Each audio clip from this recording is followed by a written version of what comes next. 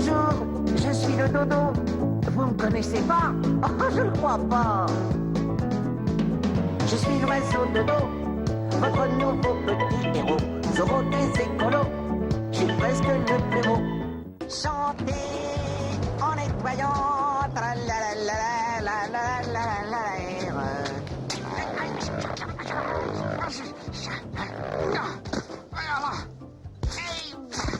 Ah, les gens sont fous, hein. Polluer par paresse passe encore, mais se donner la peine de creuser pour cacher ses déchets. Allez, encore. Vous avez vu? Je suis devenu un pro de la propreté. Encore un? Oh, c'est pas vrai. Oh, aïe! Oh, pardon, je vous avais pris pour un sac poubelle.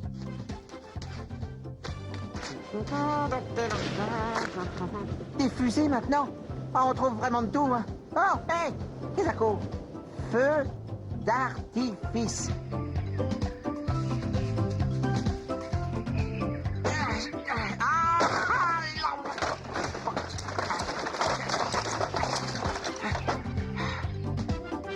Feu d'artifice? Hein?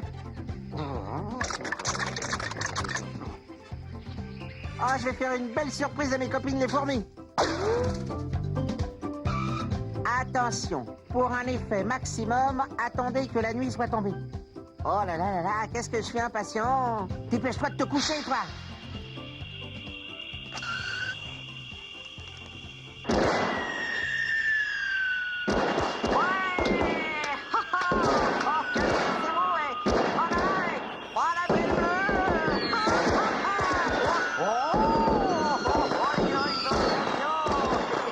Tiens, qu'est-ce qu'on fête?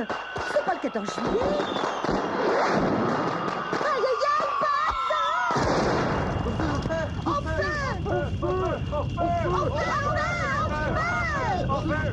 Alors, qu'est-ce qui se passe? Qu'est-ce qui se passe? Ah ben, réponds-moi! Il se passe que tu as mis le feu à notre nid, espèce d'œuf dégénéré. Fais quelque chose, bon sang, ne reste pas planté là. Ça va, hein? Mais quoi? Les pompiers, vite, un téléphone. Allez, un téléphone. Après, allez, Gazine.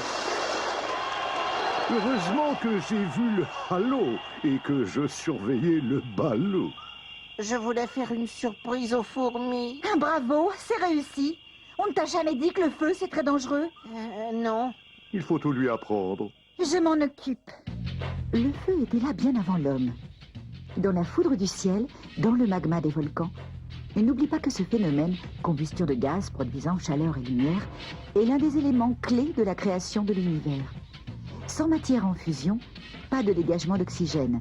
Sans oxygène pour se marier à l'hydrogène, pas d'eau. Sans eau, pas de vie. Tu es toujours avec moi? Plus ou moins, oui. Nous sommes tous les enfants du feu.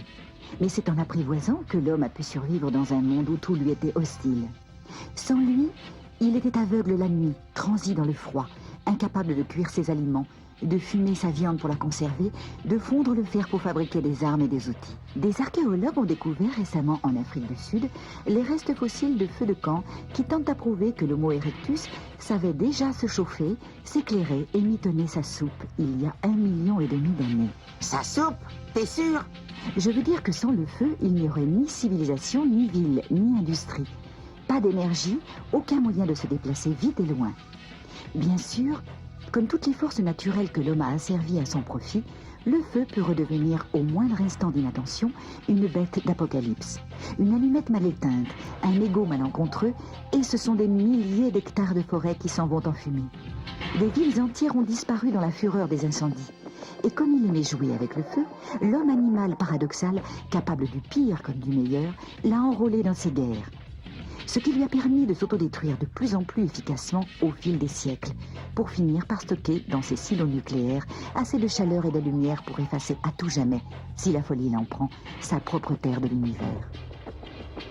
Bah, dis donc, c'est une sacrée force, le feu, hein? Une force colossale à manier avec prudence. Vas-y, gratte-la, n'aie pas peur. Tu vois, quand on le maîtrise, c'est très gentil le feu. Je ne savais pas. La prochaine Promis, fois, je le ferai demande-moi. plus.